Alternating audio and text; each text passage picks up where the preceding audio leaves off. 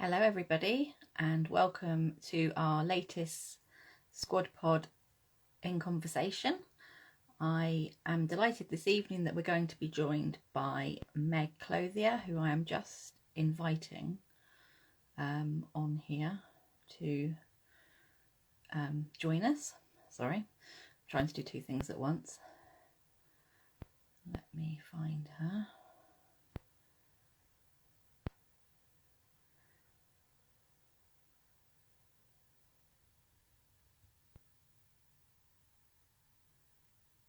So just give me a minute. And hi Zoe, hi Amy. I am just trying to find Meg. Normally when I go on here and do it, they pop up straight away, but I think she's got a different handle than her. So I'm just going to go in and try something else. So talk amongst yourselves.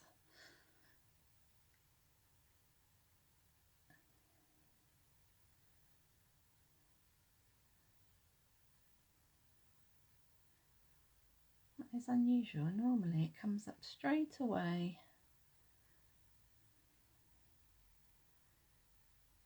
If you're there, Meg, and you can see a way of asking me to join, go ahead and do that, because I am struggling to find you on here. Hi Sue. Sue has just joined as well.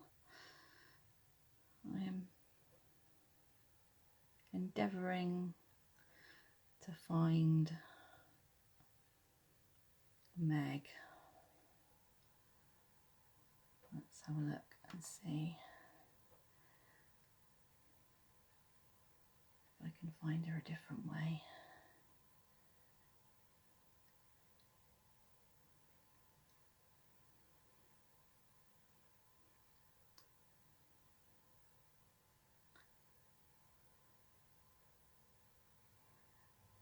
If Vicky is watching, maybe she knows there's a way that I can't see Meg on here, whether it's to do with her settings or something. Lucky there's only three of us watching, so yeah, normally it's not a problem. Normally I just go on, type the name in, up we appear, and then off we go. But I am not able to do that tonight for some reason. Let me have a look.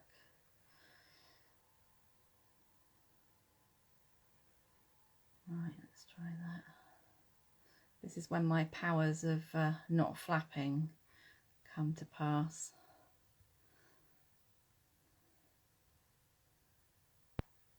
This is when technology is a pain.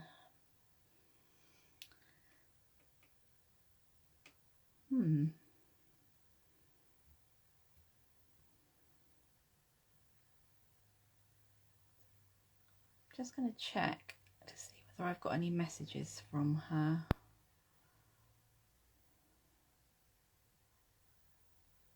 Right, let's.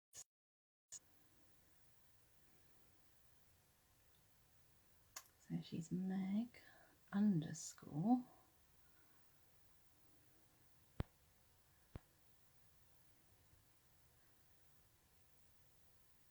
Yeah, so I found you, Meg, but I can't seem to invite you, and I don't know why. Anybody has any suggestions, then they are all gratefully received.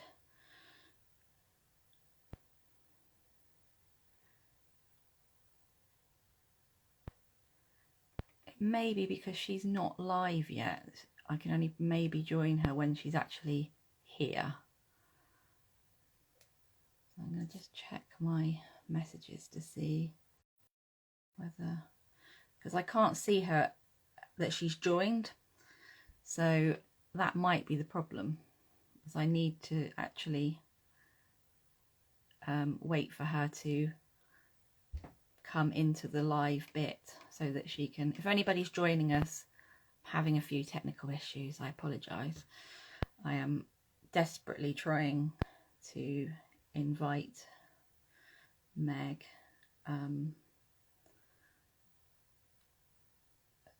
Thank you, Amy. I have just seen your message, so I'm going to try that. I had tried that, but it's just not coming up. I do wonder whether it's because she isn't live yet.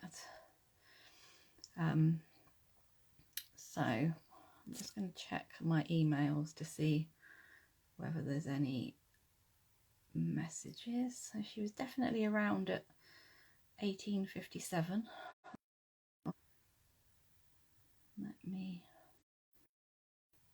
So I apologise to everybody who's waiting. We will get this sorted. If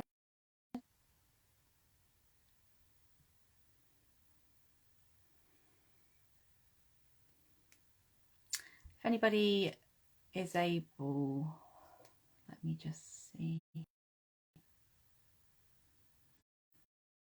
I've never had this before, and all the ones I've done, I've just normally add the person and they pop up. Very strange.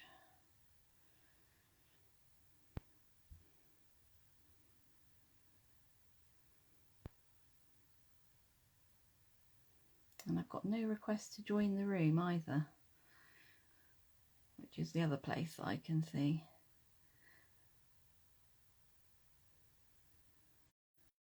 Issues as well. Here we go. Here we go.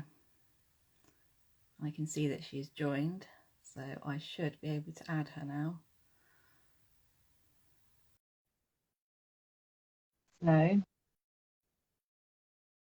thank you everybody for being so patient. And hello. That was amazing. That was a little bit more hairy than I'd anticipated. I was like, what do I go? I found you, I hit a shiny button, and here I am. Amazing. Yeah, well, I couldn't find you. I think it was because you weren't here, so that's why I couldn't add you. So I was looking for you and you weren't there, but now you're here. Everything's fine. Amazing. Everything's good. Hello, nice to see you again. Really nice to see you again. Thanks for having me. It's lovely. That's okay. Thank you for coming. So good evening and welcome to our Squadpod. I can't even get my words out. Instagram live this evening with Meg, and Meg Clothier has written this beautiful book, The Book of Eve, which we will be talking about this evening. And I came across this book on Twitter, like we all do, and saw that Meg was going to be in Exeter, which is quite a rarity. We don't get many people down to Exeter to do events, so when we do, it's really nice. So Amy, who's watching tonight, and I came along, and Amy's dress matched the cover of the book, and she glittered everywhere in Exeter. So the Book of Eve. I'll introduce you first, actually, Meg. So Meg studied classics at Cambridge, which is very impressive on its own. That's it. She's worked as a journalist. She's written non-fiction and historical fiction, and the Book of Eve definitely is part of the historical fiction genre, isn't it? So would you like to tell us, in your own words, about the Book of Eve? Yeah, sure. So it's historical fiction with a big slice of magic running through it, so it kind of tickles both those spots, and it's set in a place very like Renaissance Florence, Renaissance Italy, at a time very like 1500, and a very mysterious, very magical, slightly dark book, fascinating book, falls into the hands of a convent librarian. And she is obsessed with books, to the exclusion of all else. She struggles to have relationships with other people. She's quite lonely, quite closed off, quite a difficult woman. And this book falls into her hands. And she thinks that if she can figure out what it's all about, it'll make her happy and maybe make her more, beloved, more fascinating to the world. But we soon realize that the book is more than just a puzzle, more than just a conundrum, and that very powerful people from the church and the state want the book in their hands, not in the hands of this group of quite powerful women in this convent. And that's kind of the kickoff to the story, and then all sorts of, well, some very exciting, some very scary things unfold. Yeah, that's the Book of Eve. Because book is inspired by the Voynich manuscript. I've got to get the hard bit and got the second bit muddled up. Until I heard you speak about it in Exeter, I haven't heard anything about it. So for the benefit of the people who don't know about, would you like to tell us a little bit about the sort of inspiration behind writing the book and how it links in with that? Certainly. Yeah, I'd not really heard of it either. It was funny. I think I'd seen some reference in like a time travel book that my kids were reading, but it's the most extraordinary thing. So we don't know who wrote it or why. All we know is that this manuscript comes from 15th century Italy, and the script are these crazy letters, which they're not like the Roman alphabet, not like the Cyrillic, not like the Greek, but they're definitely an alphabet. And some of the finest minds in the world have tried to unscramble it and like, is it a real language? Is it a code? Is it a cryptogram? And nobody has come up with the answer. I mean, every so often somebody pops up and is like, I've solved it. And then everyone goes, no, you haven't. But the thing, I mean, I love the words. I mean, because I've always loved learning languages. It's just been a real huge part of my life. But then what actually really made the idea for this story pop were the pictures. So you've got like pages and pages of this script that you can't decipher, and mixed in it, you've got like pictures of groups of women setting about some mysterious purpose, but also trees and plants that are kind of nearly like our own, but not quite. And they're really mobile. You can see the branches moving, the roots. And I was looking at this. I was in a bar in London on my own, having a really nice glass of wine, staring at these pictures and thinking, there must be a story. Come on, it's the great undeciphered book in the world. Come on, where's the story? And then there's something about the movement in the pictures that made me think, we've all got anthropomorphic brains, like we turn stuff into people. I was like, they're like women moving. And then that made me think, like my classics background about the metamorphoses, all the stories of Ovid, where in moments of danger, whether it's physical or emotional, that women transform into plants, animals, other things. I was like, okay, this is the kind of plot excitement at the center of the story. So yeah, that was the Voynich manuscript connection for me. Because I think that was it was after your event, I actually went and had a look, because I'd not heard of it, and I went and investigated more. And I imagine other people who are watching tonight or who have read the book will go and sort of have a look at it, because it is absolutely fascinating, isn't it? That all the technology that we have and everything now. I mean, you can sort of understand over the years that we haven't got that technology, but now we do have that technology. Do you think it is maybe only a matter of time before someone does, or do you think it will never be? I think it will never be, because they've done the most amazing, they've run these amazing statistical analyses which show that in some ways it's like real language and in some ways it's not. And so you end up with this idea that it must be such a complex code that you can't crack it. Like if you're taking, this letter on this page refers to that, but then if you splice it with this weird connection of things, then it means something. So I think it's just a glorious unknown. I hope it stays a glorious unknown, but then maybe I'll be wrong. Maybe I'll be in my 90s and it'll be like Voynich manuscript. I'll be like, oh, that was mine when I was young.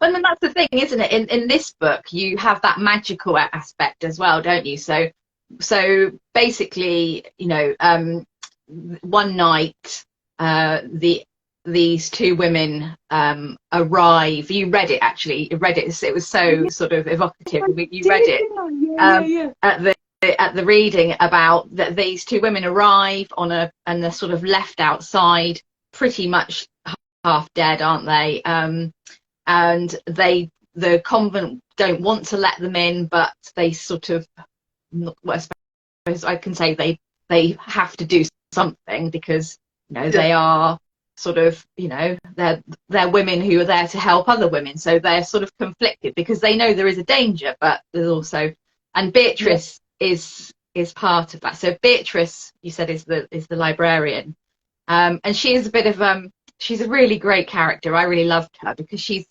quite rebellious, isn't she?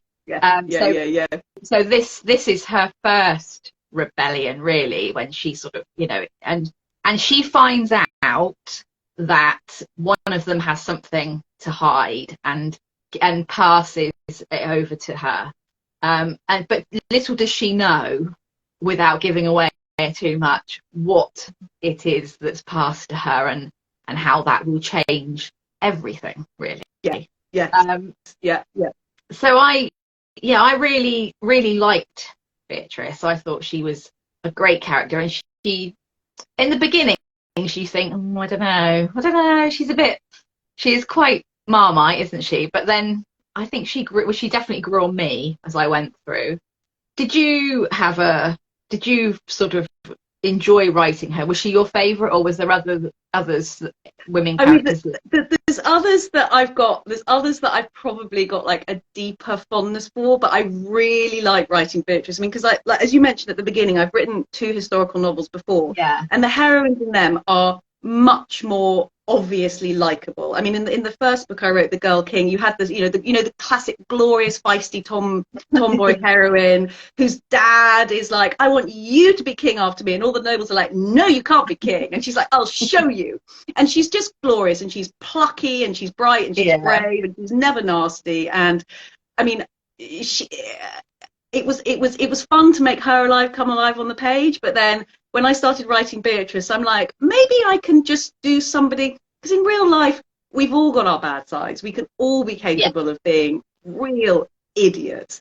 And so I really enjoyed that challenge, I guess, as a writer, to try and write somebody who at the beginning you are absolutely like, oh my God, you're quite arrogant, you're quite grumpy, you're quite cold, and to show how that kind of person can, given a magical book, can really change. And so you kind of got the 2 strands to the story. You've got this like big magical strand with like lots of big ideas about like religion and women and books, and then there's this much more personal story where you just start with somebody who's so lonely and closed off, because she got sent to this convent when she was 7. It was really brutal, wasn't it? And it's totally realistic. I mean, like, women were sent, especially if people thought they were going to be no good in the marriage market, off. She was off. And she was, she's the illegitimate daughter of a big house. So, she loses marriage market points there. And I think if she'd been all like simpery and cute, then they might have been like, oh, we can marry you off to like a medium person. But she was just not that girl. So off to the convent with her. And, she'd struggled to interact with the other girls. They thought like, oh, you've got a rich dad, maybe you'll be like our, cool friend. And then she couldn't do that. She couldn't be that girl. So she got more and more closed off. And then she got picked up by the librarian there, a woman called Sophia, who kind of fostered all her worst qualities. Like, let's hide in this library and like be really like clever together and like sneer at everyone else. And like, that Sophia taught her so many things, she taught her Greek, she taught her, she opened her eyes to the classical literature, but she didn't teach her like more human emotions. Skills. So no, negative social skills. So what happens, I think it's really, I mean, I loved the magical storyline. I loved writing that, but then I loved writing this very, very sort of almost like a small personal story about how her eyes are just open to how to connect to other people. And there's lots of different characters, because the convent's like a big community of women, and there's lots of different women who help her open up. There's one line, there's a line that the Mother Superior of the convent, Mother Chiara, says to her that I kind of really summed it up, where she says, you've always chafed at our walls, but the highest walls, Beatrice, are the ones you built around yourself. And so that's the story really of her overcoming that. And it's funny, when I started writing it, you never realize what the real heart of a book's going to be. And at the beginning you're like, oh, it's going to be really great magic. Ooh. And then at the end you're like, no, that was the story, like her journey. So that's Beatrice. And hang in with her. She grows. Yeah, well, there's some comments. Amy says she loves the character of Beatrice. She likes that she's prickly and doesn't fit in the mould. And Zoe says the same. And Amy's asked if there was anything in particular that inspired you to write her as a librarian, because Amy and I are both ex-librarians. So we were both fascinated with the librarian side of it. I think it's like, it's channeling parts of me. I spent a lot of time in libraries or alone with books, and I just wanted somebody who could have that connection, that intensity where the library is her happy place. Like, she finds other places really difficult. She finds it hard to interact with other people in other things and doesn't know what to say.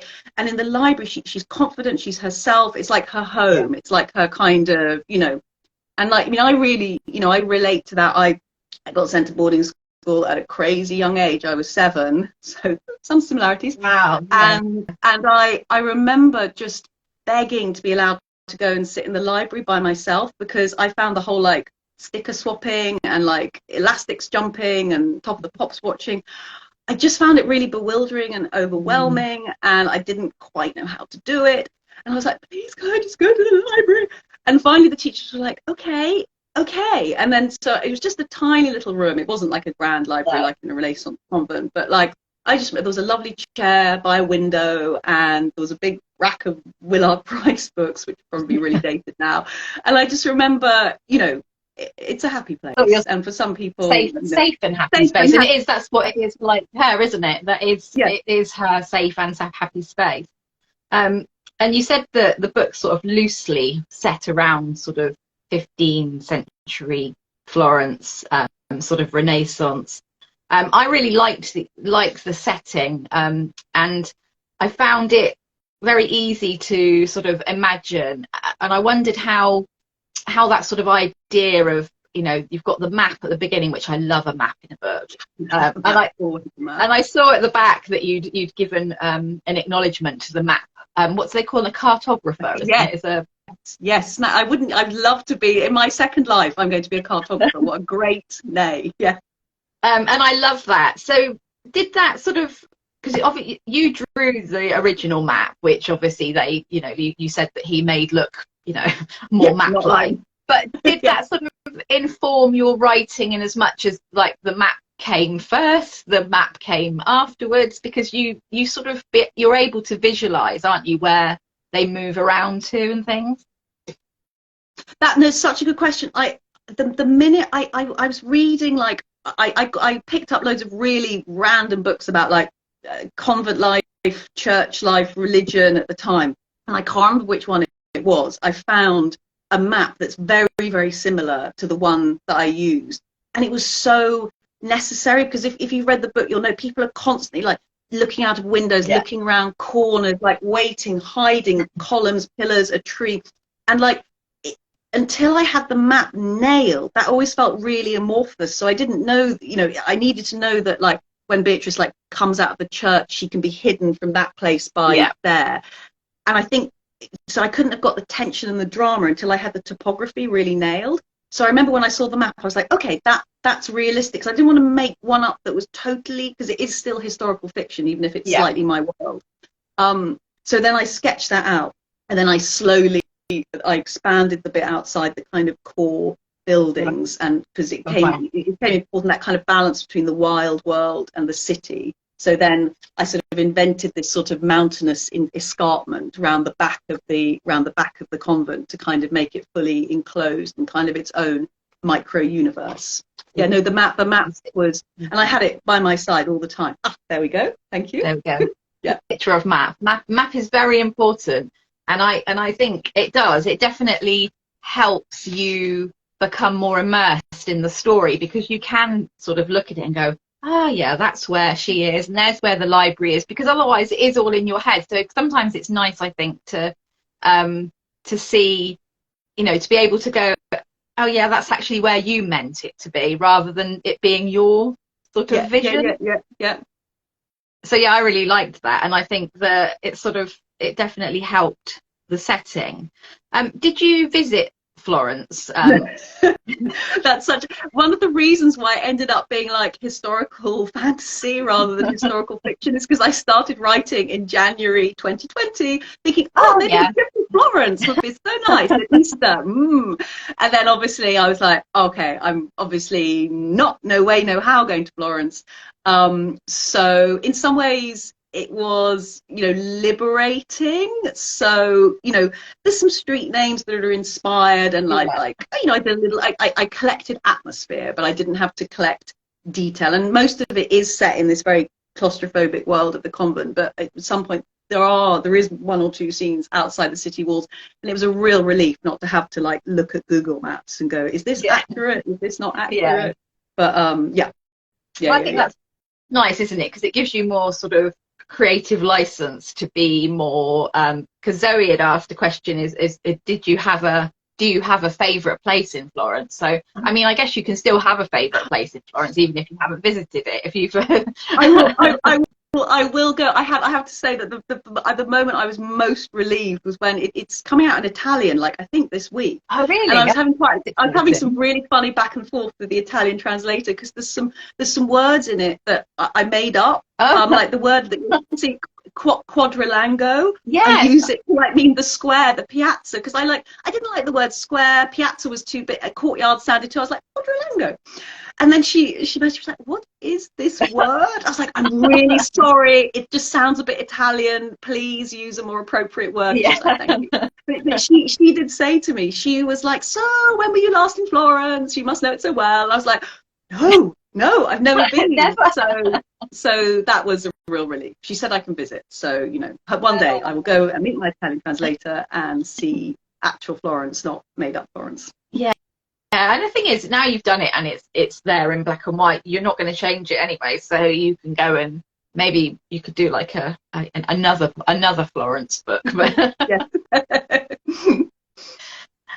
Amy said that the map really helps and the sense of place is so strong in the book, and the convent is like it is almost like another character, and I think that is with the setting is so important, isn't it, to the book. It's everything is sort of centered around that. I mean, the book as well, but actually the book becomes more of it because of the convent, really. It's sort of like that sort of, it needs that to be this sort of thing. Yeah. There is that real, I think, again, it's funny, like books that developed out of lockdown, is that, you know, I always had the idea it was going to be set in the convent, but I didn't know it was going to be set so rigidly there, and with this obsession with like walls and who can come in and who can go out, and this sense of real and that I'm sure I didn't even realize it consciously at the time when I was writing, but because I was writing during the pandemic, when we were all obsessed with that, when can we go out, who can we talk to, how far can we go, for how long. So I think that, I mean, that really, I mean, it didn't work in our favor having a pandemic, but it worked in the book's favor, that sense of claustrophobia in one place, because I think we're so used in our lives to, like, you know, going there, visiting, traveling, and then suddenly really being able to feel what it's like to have your entire world just down to this, you know, small circumference of your daily walk, which is probably about the same size as the convent was, to be honest. Yeah. I can still see it in my head. It's funny. Yeah. It was interesting as well, like you were saying about who can come and who, because I was like, when is it Thomas, Thomas, the bookseller, when he comes, I'm like, oh, that's interesting, because there's a man coming into the convent, which I sort of thought that would be completely sort of, you know, and he's coming to the library, but he's quite a character, isn't he, as well? So without giving too much away. It's that funny thing that I discovered when I was reading about convents, because I think we have this idea in our head of them as being quite like oppressive and closed places, and I think rules were brought in later, making them, you know, much more cloistered, much stricter. But at this time there was a lot of to and fro, which I found, you know, so that men, you know, that men could, under certain license, you know, come in, whether it was tradesmen and that people could interact in the parlour. So you did have these sort of crossing places. Yeah, like it definitely wasn't like because I sort of thought, oh, that, you know, that I hadn't thought that would be able to happen, but actually then thinking about it makes it's really interesting, and I think I liked that sort of side of it, because it definitely assisted with the whole sort of power thing, didn't it? Because otherwise, if it was all about women being in it, you know, then it's got to be about, you know, so why are the men coming in, why, you know, but actually if it's sort of natural that the men do come in, and in this case the first sort of interaction is when he comes to the to do something. I'm not going to give away. And then that sort of, you know, it sort of comes from that, really. And I thought the men, I mean, the book is set, you know, it's in a convent. The women have set this place up. The sort of Mother Superior, Chiara, I've really loved her character. particularly when she starts getting a bit feisty. Yeah. It was hard trying to write a character who's basically truly good, but got like, Yeah. Yeah, because it's really hard to talk about it without giving anything away, but basically something happens and she has to sort of protect Beatrice, doesn't she? But Beatrice finds herself in a situation where she needs protecting, and there are other people in the convent who are not fans of Beatrice at all. And I think you said earlier about how Sophia has also made that worse, hasn't she, really, by ostracizing her and making her very clever, and that sort of has ostracized her. And even I think Diana says, doesn't she, about something about that she's not as clever as Beatrice. You sit up there in your library looking down on the rest of us like, ooh, you think you're so clever, but actually you're a real because I know Amy really loved Diana, and she's a really interesting character. I mean, there's so many. I think that's the thing, is that there's a lot of characters in it. That must have been quite a challenge to keep track. It was interesting, actually, because like there are a lot of it's quite a kind of, you do have Beatrice because she's the narrator, so she's obviously the main character, but it is very much an ensemble piece. There are so many characters that you do take seriously and can have a real relationship with, and who've got their own. And I think it's one of the things I'm better at as a writer. I remember, like, I sent the first draft to my publishers, and it was such a ragged mess, and there were holes in it, and like I hadn't found the voice, the language was really contorted, and so many problems with it. And they were very politely pointing out all these problems to me, but they were like, the characters are good. I was like, okay, something is good. Okay, So I think all of them came to me with really quite a lot of clarity, really quite early on. So it was just a matter of sort of letting them. I mean, because I can't remember whether I said this in Exeter or not.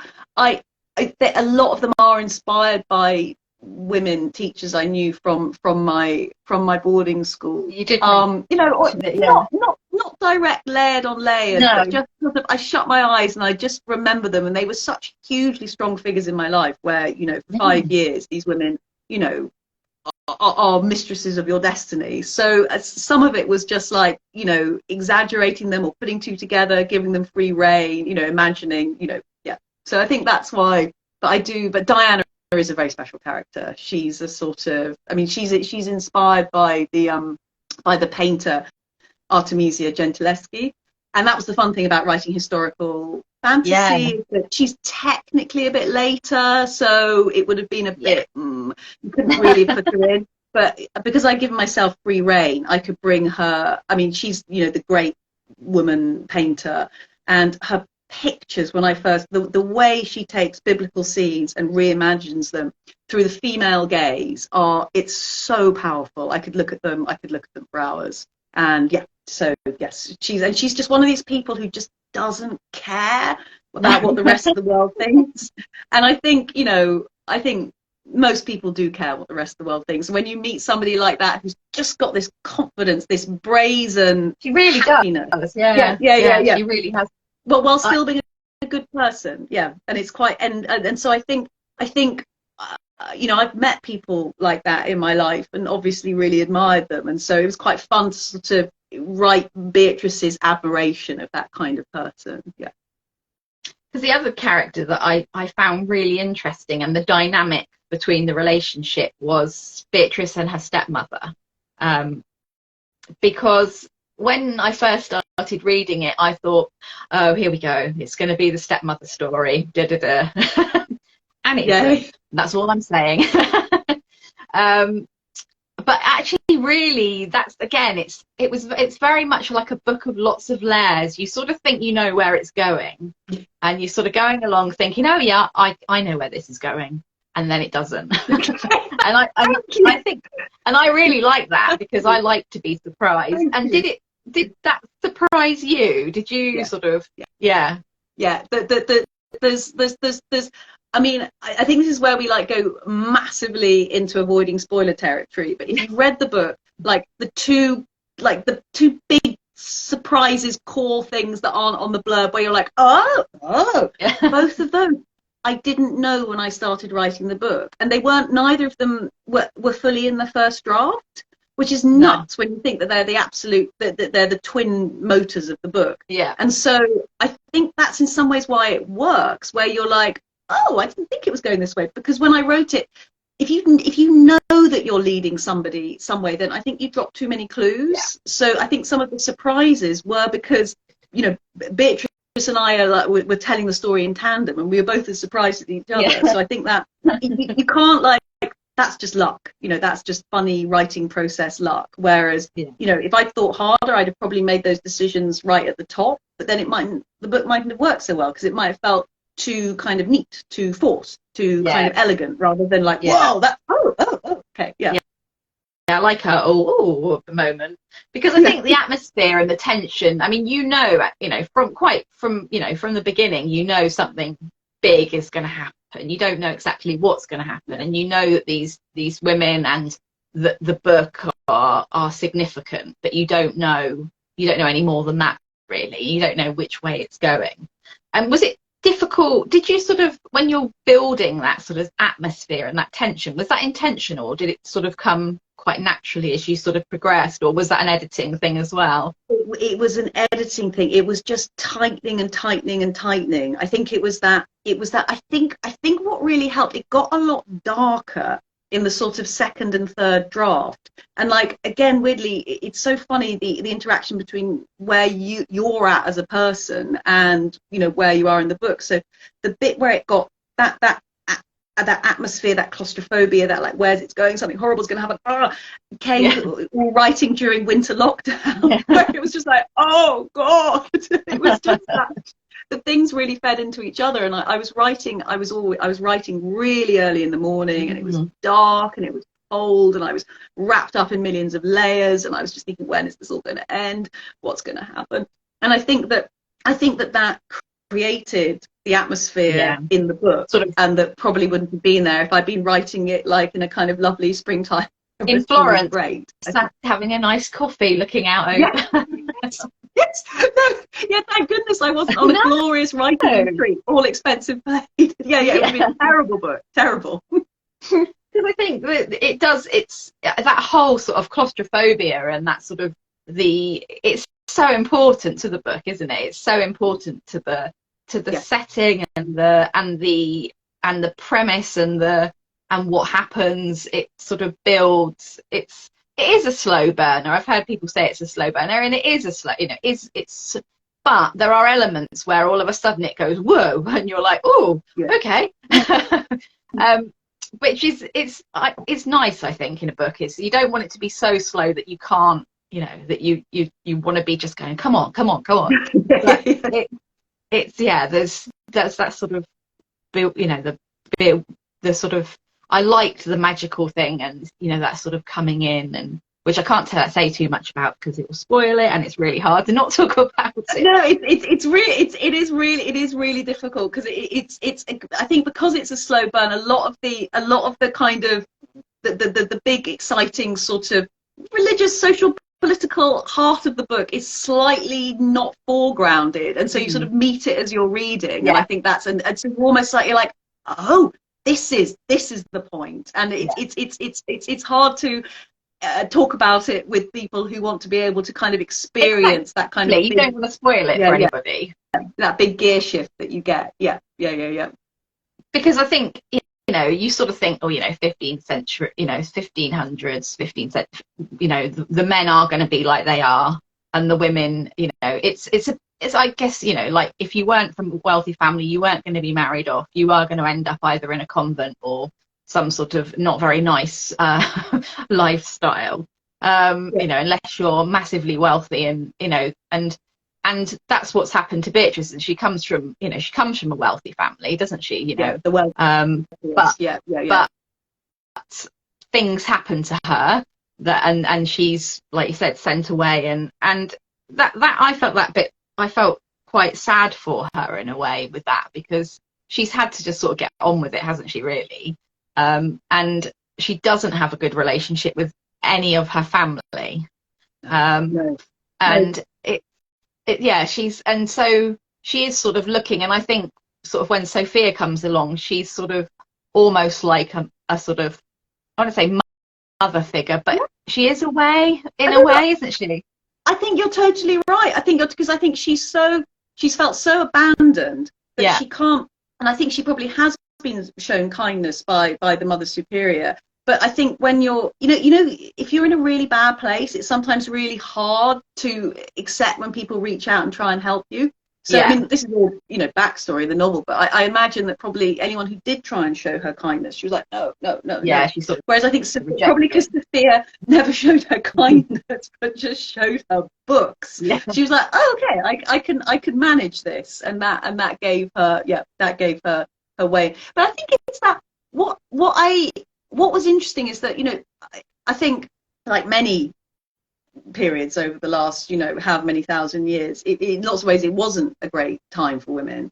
No. But what was fascinating when I started reading about convents at this time was how much power they actually did have, and that how in lots of ways it was a way that women from all sorts of backgrounds could, like, I mean, to use a phrase they'd never have used, but like, actualize themselves, where they could like run businesses, or they'd even have property portfolios, and they could they had like places that would take in women who'd, got pregnant or been abandoned, or and they did have libraries, and they did make manuscripts, and they did, they did write. I mean, there's extraordinary letters from nuns of the period where you're like, okay, you can tell it like it is. There's nothing about you that's like naive or uneducated, or and like amazing. Like there's an amazing takedown by a nun living a bit later, and she's in Venice, and it's just like this invective. It's like, you send your daughters to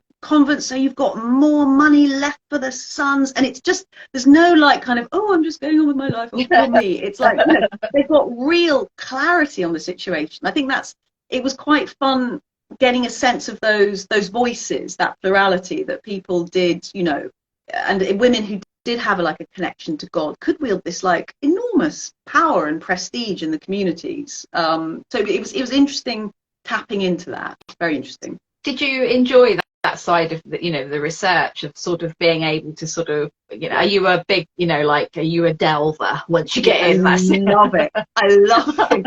You always have to be so disciplined. You're like, I've got a certain amount of time, and I'm just going to like roar around, just like grabbing books. And I think I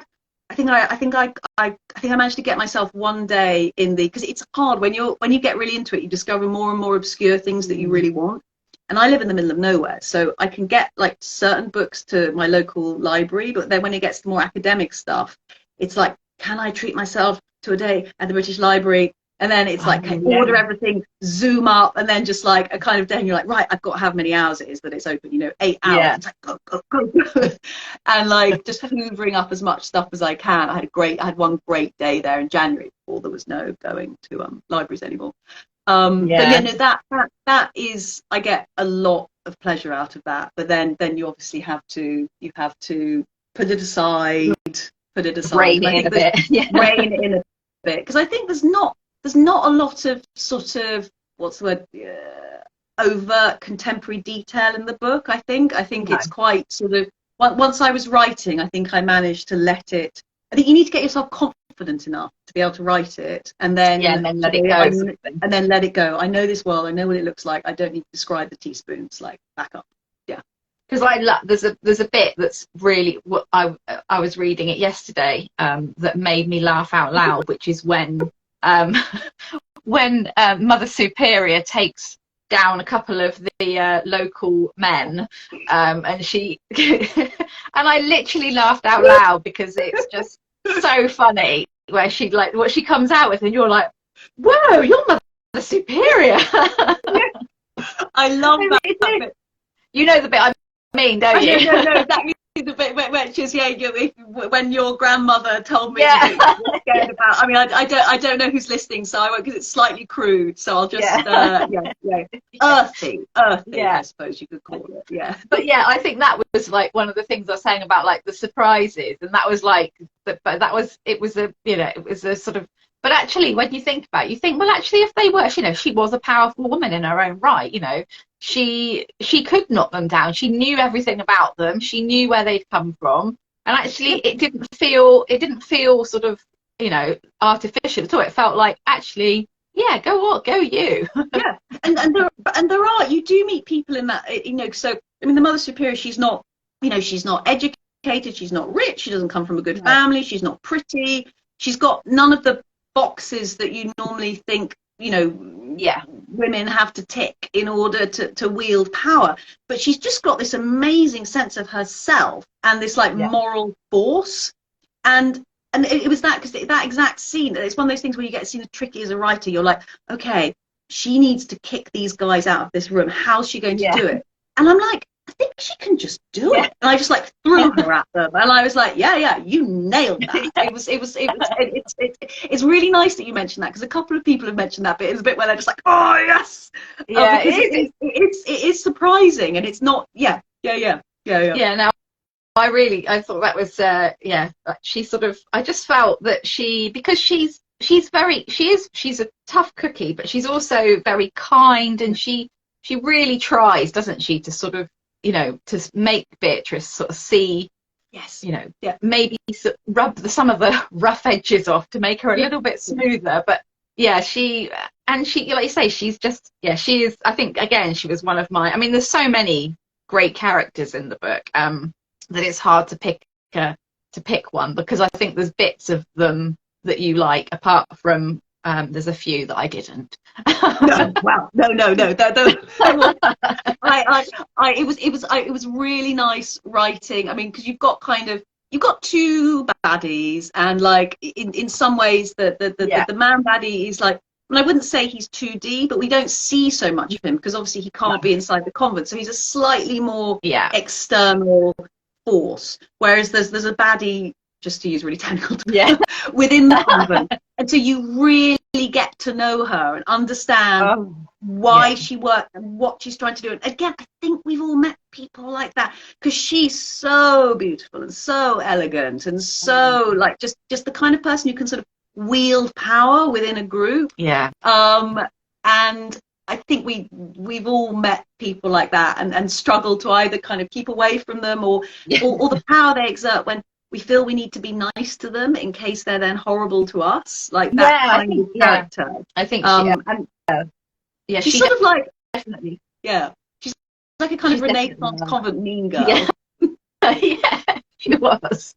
That was what I was thinking when she was. She is just like, she is like just a mean girl. She is that sort of, you know.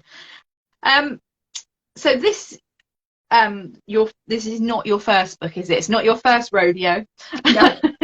And I know so your other books, were they, because this one is very sort of strongly about women, and you said that the queen, did you say queen? The girl king. About so that was again another. So is that sort of, you know, that sort of women's right, you know, writing about women who are I think that's just always naturally. I think that's always naturally appealed to me. I think those stories are so powerful, because when you just look back across the long sweep of history, and we know how underrepresented in everything women have been, and we know, I mean, there's so many different reasons, you know, for it, and it's really, I think what I did with the first two was just try and tell the kind of story where, you know, women do put their head above the parapet and do engage in sort of, but it's not necessarily about, they're not trying to make anything different, they're just trying to live as well as they can, you know, with the world as it is. And I think, and probably when I was writing them, I guess that's, you know, what I was trying to do. I was just, you know, I wrote them, you know, coming out of my 20s, when I'd been, you know, living in the sort of world of work, and, you know, just trying to get along in the world. And I think that, you know, then there was a sort of a 10-year gap between those and this one, and I think this one's more trying to imagine how things could be different. It's a bit more quizzical, it's a bit more trying to think, you know, if there had been different forks in the road, or if, you know, like I was thinking of other big revolutionary changes that we've seen, you know, whether it was, you know, the communist revolutions or the Yeah. Reformation or the rise of Islam. You can have like these amazing changes when huge groups of people start to see the world in a different way and like restructure their societies. And so I think in this, I was just like kind of playfully just trying to imagine what could trigger a kind of change that might 500 years ago have changed the status of women, I think. And I don't have the answers to that, and the book doesn't really provide them, but it's just a kind of a nice, what if, imagine, let's just toy with that idea. Yeah. I think it's very topical as well, because we've got all the sort of retellings of the sort of the Greek myths and the Roman, and it's and women have always been there. We've always been there. We've always actually played quite an important part. But because of the men, we have been sort of written out of history, and actually we're just what you're doing and other authors are doing, and what women want to read about is actually who were those women, and because they were there, because otherwise the world would have ended by now if we hadn't been there. So I think it's really, really interesting, and I think the fact that these sorts of books are so popular that people want to read about, and even sort of thinking about people like going back into sort of fiction writers of sort of like the Brontes and things. They were really they've always been there, but it's just that the voices have been sort of quashed, haven't they, and hidden away. I think you're absolutely right. I mean, the having been a classicist and like having written academic papers like talking about like the role of women in the Odyssey, or the huge problems with the Metamorphoses. Again, I don't want to be too explicit because I don't know who's listening, but like the really dark side of it. And in some ways it's like, just these women change. And you're like, no, but why do they change? What is happening to them, and who is doing it? What are the gods? And so having had that quite academic sort of background thinking about it, and then this huge wave of retellings has just been an absolute joy, because it's like, I mean, they're extraordinary characters, and it doesn't take much. You just turn the lens and you're like, like for how many hundreds of years you've been talking about like, the two men were arguing over Briseis at the beginning of the Iliad, and you're like, how did that feel? Why was she what? And it's just joyous. And like, sometimes people are like, we've not got too many, isn't it some trend? It's like there's 2,000 years to fill of these stories, and I just think it's absolutely brilliant. I think it's absolutely brilliant, and yes, long live the people doing it. Definitely, because I think for so many years women were always on the back foot. We were either being murdered. Oh no, don't. I know.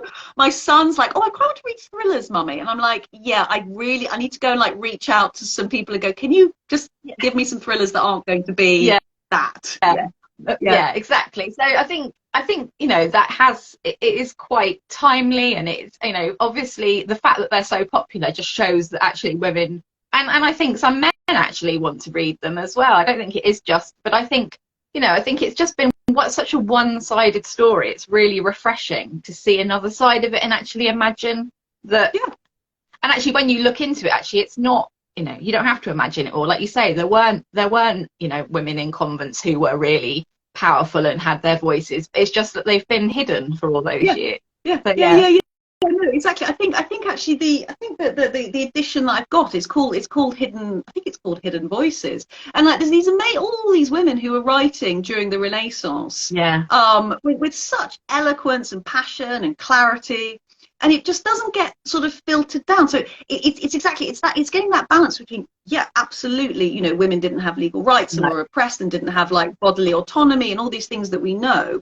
But it's not just one story of like, oppression and darkness. There's also radicalism and innovation and, power, and they're strong. I mean, like that brilliant book, Femina, that goes and talks about like religious figures, like a woman I love, Hildegard of Bingen, who was just this, colossus, intellectual, spiritual, mystical colossus. And you just know that, women, there would always been women who were powerful in their own communities, who were respected. And I think Chiara's trying to evoke that, the Mother Superior, that you always have people just by dint of their own personality, people are like, yes, we listen to you. Because I think that the other thing that was when I was reading, and I remembered it from my sort of art history days, was the way that men use God as the power, you know. So, you know, you must do this because God tells you must do it, and and how the church, because that's what happens in the book, isn't it? So the men use the fear to try and scare the women into doing what they're told, because otherwise they're going to go against what God's wishes are. And I thought that was really interesting as well, that dynamic, because actually I can't give too much away, but it sort of flips it on its head a little bit, doesn't it? I think it's that thing, is that, you know, we've grown up with patriarchal religions, and we've just got this, you know. I mean, I remember talking to a friend who just read the book. She said, I'd never actually stopped and think that those words I've said hundreds and hundreds of times, our Father, is lopsided. And I know there's lots of people, you know, within the church, you know, itself, who are like, oh, you know, it doesn't necessarily mean that, or this or that, the other. But what we've grown up with, both as individuals living right now and as a culture over the last, you know, however many centuries, is this idea of a kind of, you know, male relationship dictating everything. And I think some things you just take so for granted, you know, the you know, trees are green, the sky's blue, God the Father, that you don't stop to question it, and you don't stop to think, how does that impact on our thinking and our relationships with each other, with the divine, with society? And I think it's sometimes you just have to stop and take a step back and go, it doesn't have to be that way. It's not. You know, and I read a fascinating book just actually since I wrote the book, called An Anatomy of God, which goes back, and we think God's been sort of there forever as an idea, and it traces back how Yahweh was just one of a certain set of gods, and it explains how he became, you know, the God, you know, first of all, you know, one very small part of the world, and then, you know, all around the world through all the other religions.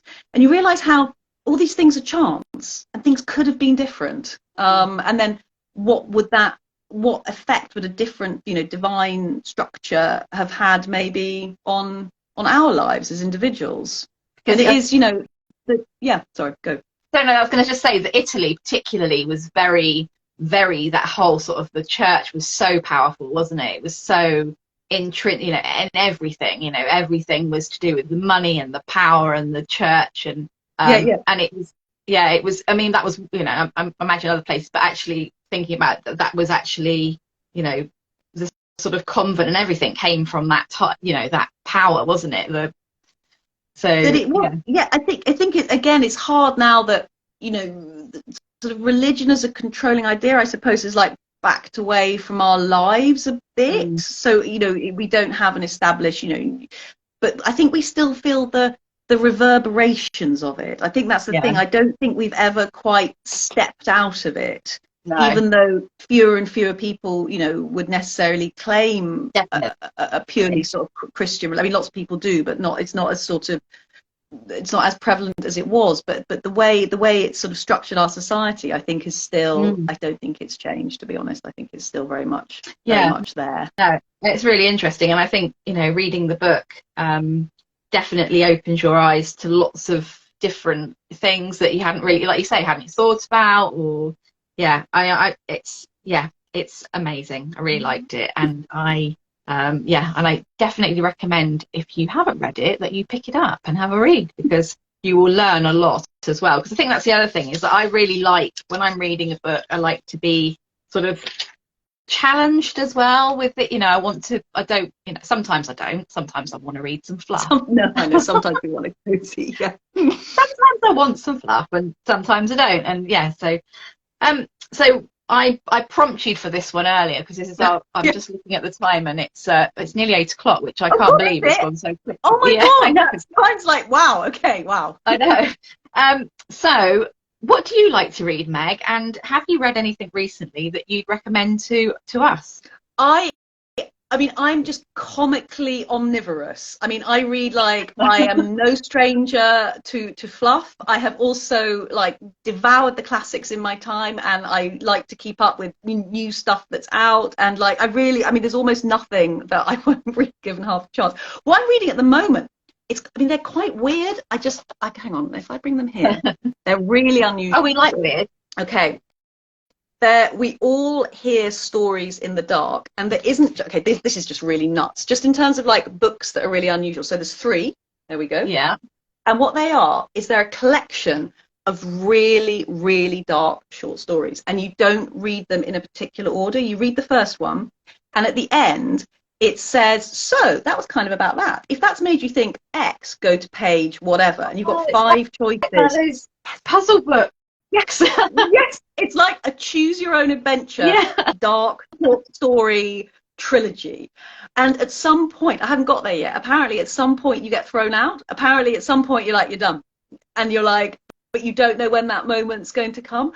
And there's something so amazing. So I heard about them on a podcast, and it was the most beautiful thing. A guy was saying that he'd been bereaved, and he lost his love of books. And he said he never thought that would happen to him because it was central to his life. And then reading those books, he rediscovered his joy of literature. And when I heard that, I was like, okay, that's one hell of a recommendation. Wow, that is a recommendation, because grief and bereavement can be like so stilting for you to be able to focus on anything. So I thought it was so moving what he said. And so I got them, and because you never know which volume you're going to get thrown into next, so you can't really take them anywhere because you can't carry around 3 books like that. So you have to buy 3 to start with, because do you buy them as a set? You have to buy them as a set. It was my present to myself when I finished the non-fiction book I was writing this summer. I bought them, I can't remember, maybe it was 40 quid, and it was my present because I've just been intrigued. So that I've been